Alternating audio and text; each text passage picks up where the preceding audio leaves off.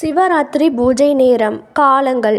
முதல் கால பூஜை இரவு 6:30 to 9:30. இரண்டாம் கால பூஜை இரவு 9:30 to 12:30. மூன்றாம் கால பூஜை 12:30 to 3:30.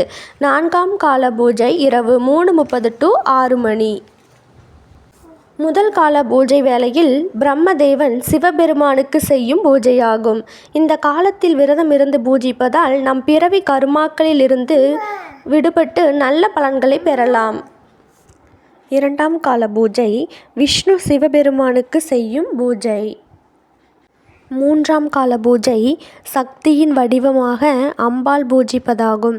இதில் விரதம் இருந்து பூஜிப்பதால் எந்த தீய சக்தியும் நம்மை அண்டாது. நான்காம் கால பூஜை 30 தேவர்களும் முனிவர்களும் ரிஷிகளும் அனைத்து ஜீவராசிகளும் சிவபெருமானை வழிபட்டனர்.